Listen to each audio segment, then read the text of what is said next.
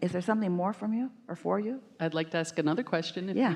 If I can verbalize it, at what point is it beneficial to, we all have stories. We were born, we were adopted, this and that, and when our parents did this and that. When is it beneficial to actually look at that? You always say, just find a better thought. It's almost, don't worry about the past. We would tell every satisfying thing that you remember. So just don't even go there with anything that was negative, or I don't know. I'm just trying to, I don't know how to verbalize the question, but I know you feel it. You did really well. Everyone got it. So here's the thing. Let's just say it this way. You do all your work, you do all your creating in step one. So all that contrast sifting is when you do your creating. Getting in the receiving mode is when you let it in. That's when you let what you've created turn into something that is more tangible and ultimately more satisfying. It's nice to be loved, but it is so delicious to have an object of your attention to flow your love to. And so we like manifestations for you. We tease people as they're coming together wanting to become partners. Each of them, as they've rendezvoused, has been in a similar or same vibrational place, and law of attraction has brought them together. And let's say they're really high flying and they like the feeling of each other. And we say receiving mode, and you're all together in the receiving mode. And then they do that human thing. Tell me about yourself.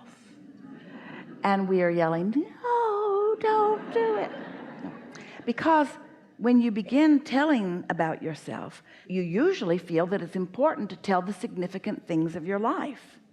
And the significant things of your life, this is good, were important because they did launch significant rockets.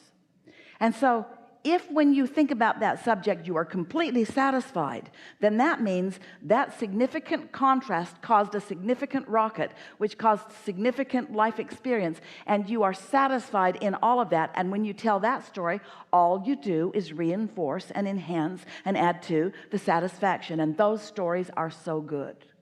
So maybe what we're saying is just tell the stories that had happy endings. Just forget about the rest. Because a lot of times people, instead of looking for the satisfaction factor for themselves, they're trying to entertain others. Or this is what usually happens. You see, if you've practiced being under the influence of the receiving mode, then the stories that occur to you are those kinds of stories. But if you've been under the influence of struggle, then everybody you meet, you'll feel like telling them the stories of your struggles. And that's not helpful to them, but it may seem perfectly logical because they're resonating with you. Esther has a few friends now who are comedians, active comedians that are performing. And every one of them talks about being able to read the audience because they want to find the audience where they are and play to where they are. And we say, we are not sure why you call it comedy. In that case, because if your audience is sort of angry or belligerent or disappointed or less than satisfied, then what's going to occur to you are those kinds of things. And it's sort of nice to build bridges for them. Sometimes that helps, but we don't want you to get so good at reading the room. We don't want you to get so good at reading the vibration of someone else that you then lower your vibrational frequency so that you can have a meaningful conversation.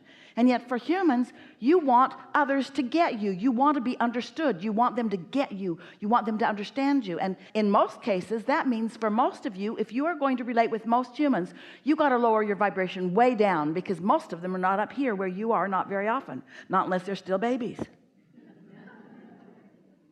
That was good, wasn't it?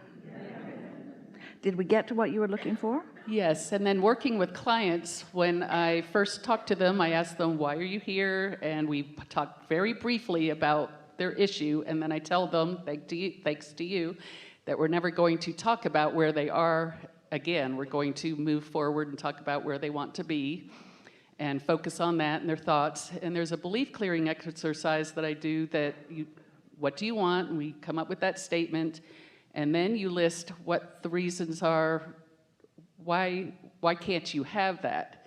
And I know when I hear you talk, that kind of sets them backwards, and then you have to move them up forwards again. So then the end result is to find a better feeling thought that they can take away with them and they can stay on a regular basis. So is it beneficial to do that? Why? Maybe, That's but what goes back to that. you need a Is it- starting place. And sometimes as you regurgitate that, they launch their rockets again and you can get a bead on what they really want. In other words, there's no right or wrong in this. You're feeling your way through it too. Just don't let them convince you of their difficulties. Because if you get under the influence of them and their difficulties, you have nothing to offer them. But here's the thing. Once you teach them a few basics and you're consistent enough in what you offer and what you teach through the clarity of your example, not just your words, what will happen is, as their life experiences come to them, they will have moments of recognition. Everyone is in a current state of perception about different subjects. You just have these habits of thoughts. They're your belief systems, but it's your perspective. It's how you perceive the world to be. You just weren't born with it. You were born with the perspective that we talk about the babies having is, oh, this is going to be fun and there's lots for me to choose from and I create my own reality and I'm eager to get to it.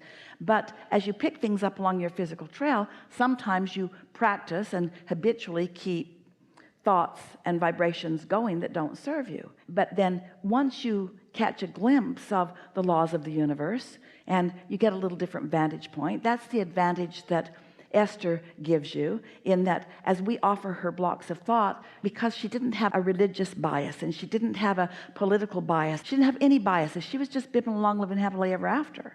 So with being basically bias-free, as she began to tune to the frequency of us and was adept at translating our vibrational frequency into words, it created a new vocabulary that, since you hadn't heard much of that before, you didn't have your own biases against it, not so much. So it's easier for you to find your new way of looking at things because it was new territory. Let's put it that way.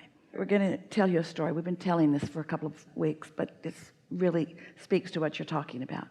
So Esther has a house and a guest house. We were talking about it in Del Mar. And she lives in the upper house, and the lower house is for family and friends who visit with her. And so she had been gone for months, and she got settled into her new environment. And as she sat at her desk, which is in her living room facing out, it has an ocean view. And she was working on something. She looked up and she realized her ocean view was gone. It was covered up by the trees that had grown on the fence line. So the gardeners came that day and she said to them, I've covered up my own ocean view. Could you trim those trees back and open it up again for me? And they said, yes, happily, we'll do that. And then one of them said, it's not just the fence line. There's a tree down in the ravine that's blocking part of that. And Esther said, well, I only own half that ravine, so just make sure that whatever we cut is on my property. And he said, we'll get your view back. And Esther gave him thumbs up. And off she went with a friend to lunch. So they were gone for a few hours. They had lunch and did some shopping. And when she came back, she walked up onto her deck and she looked out and, oh, the ocean was back. It was so beautiful, such a beautiful day. She went inside and sat at her desk. Yes, yes, yes. And then she saw something that took her breath away in a different way. There were two very large tree stumps off there in the distance, cut all the way to the ground. Not on her property. Really close to the fence line of this other property, who clearly owned to the center of the ravine from where they are. And Esther thought, oh, how could that have happened? How could have they not understood what I said? And then she felt so bad. She thought, maybe I just wanted my view so much that the universe figured out to get it to me no matter what. In other words, she couldn't believe that had happened. And she thought, I'm going to jail. And then she rationalized. She thought, well, this is a house that's under renovation. And so maybe it's new owners and maybe they don't know those trees were there. And so she tried to forget about it. She tried to distract herself and did a good job of it. And then a couple of days later, she looked out and there was a man in a suit standing out on that patio looking at those tree stumps. Then he took his phone out and took a picture. And Esther thought, okay, time to fess up. So she didn't know how to get to that house that's across the ravine. She didn't know if it was a road from the bottom that went up or a road from the top that went down. So it took her a while to get there. And all the way over, she practiced her speech. I'm so sorry. I didn't mean to do that. I'll make it up to you in any way you want. I'll plant new trees. I'll plant your whole yard.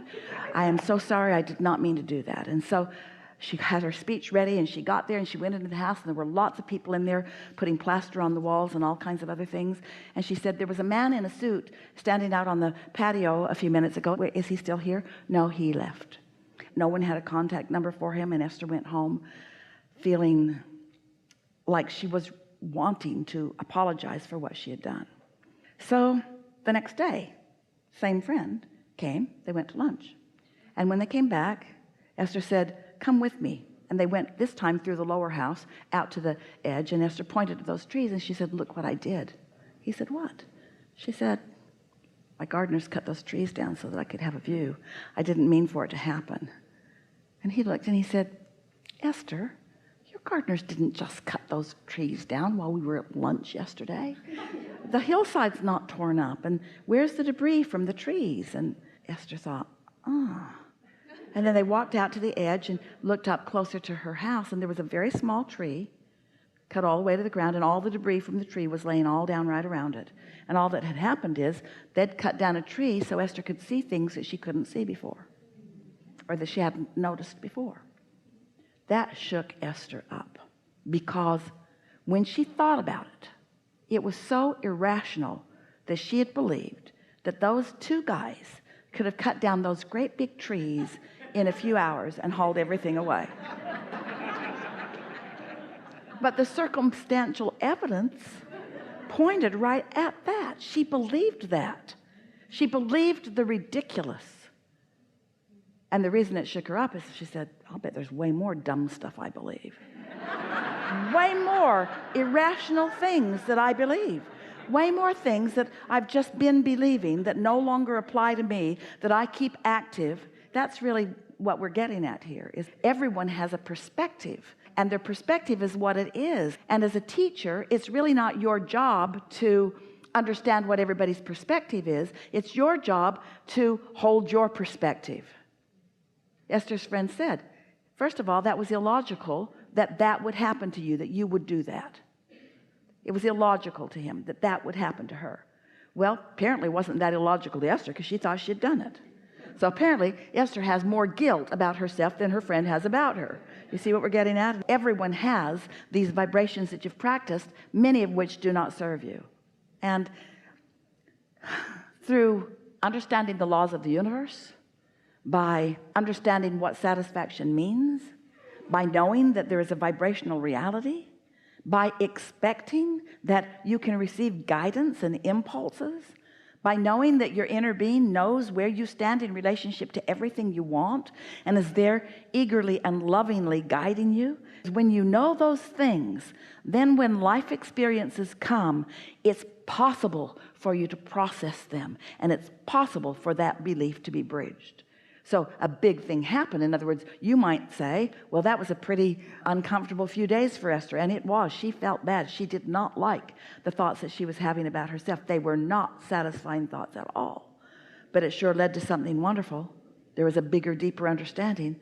It led to her realizing that she does hold beliefs, not meaning to, practice thoughts that don't serve, that feelings of dissatisfaction are always pointing right at every single time.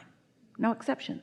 Every time you feel dissatisfied, it's your guidance system pointing right at something that you believe that's in your way every single time. And you might say, no, it's pointing out something that happened. Well, then you're believing something about something that happened. In other words, it makes no difference whether it's real. If you sit on a park bench and you feel all freaked out like you think there's a monster in the bushes, and you say, what should I do? We say, get off the bench. But eventually you'll come to feel your well-being, and you'll be guided only where there is well-being, and then you'll live happily ever after. Did we get there? Yes, thank you so Nothing much. left undone? Yeah. There we go. Just have something really brief. You have something that you feel is brief. Really brief? Really? Really brief? Really brief? Is it really brief? We're just using up the time. Is it brief? Is it brief? Is it really, really brief? How brief is it? Is it really, really brief? How brief is it? Is it really, really brief? We think this is a really good time for a segment of refreshment.